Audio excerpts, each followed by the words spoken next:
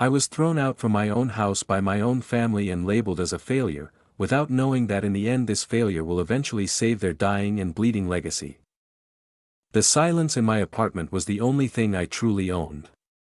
In contrast to the house I grew up in, a place where my stepmother's influence acted like a slow-acting poison, gradually eroding my father's affection for me while elevating my stepbrother to the status of a golden child. When my mother passed away, I was 12, and by the time I was an adult, I was nothing more than an inconvenient reminder of a past my father was desperate to forget. The final blow came over an investment. I had spent months analyzing a struggling green energy firm that the market had discarded as a failure. I was convinced that this firm will have a comeback. When I told my father I intended to move my savings into it, he didn't just disagree, he ridiculed me. When I defied him and made the move, his rage was explosive. He gave me an ultimatum: abandon the trade, or leave the house. I walked out with nothing but a backpack and the cold resolve of a man who had finally stopped seeking approval from a ghost. I worked menial jobs by day and watched my investment tickers by night. The firm I had bet on didn't just survive, it exploded, and I diversified from there. But I remained a ghost in the industry. I used holding companies and shell entities to shield my identity. I lived in fear of being judged, so I lived in the shadows, growing an empire that existed only on spreadsheets in my private laptop. Years of cold, calculated growth later, my assistant walked into my office with a file that stopped my heart. "We have an urgent acquisition request, sir.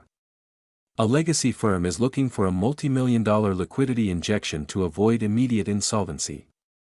They're begging for a partner." I opened the file. The logo on the header was one I had known my entire life.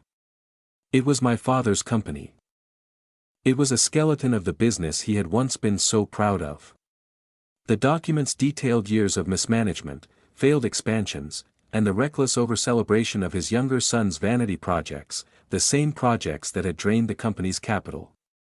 They were drowning, and they were looking at my firm as their only possible savior. I stared at the signature line on the proposal.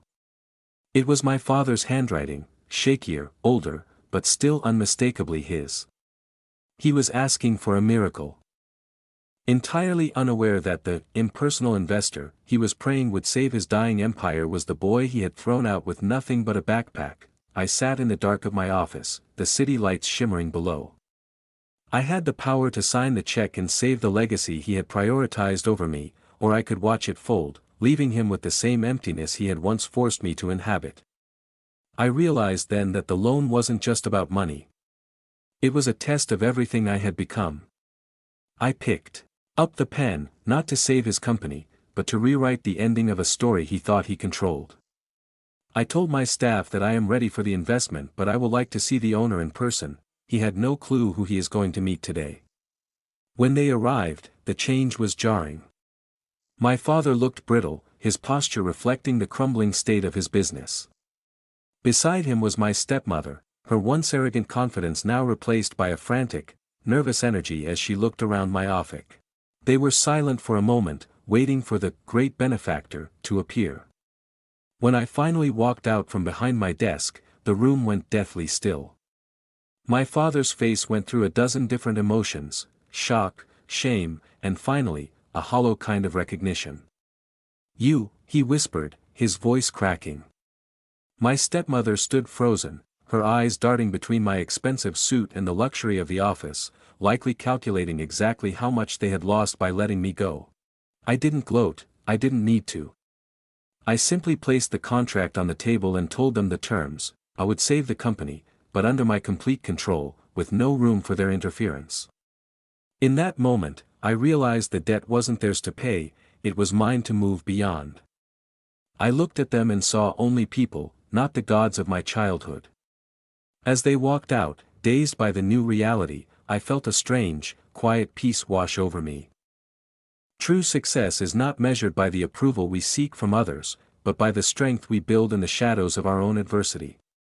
We often believe that those who discard us define our worth, yet the most profound victory is not in seeking revenge, but in becoming the person who no longer needs their validation to exist. Sometimes, the bridges we burn are the only ones that light our way to a life of our own design. If the story touched your heart, like, share and leave a comment. For more emotional stories, subscribe our channel and hit the bell icon.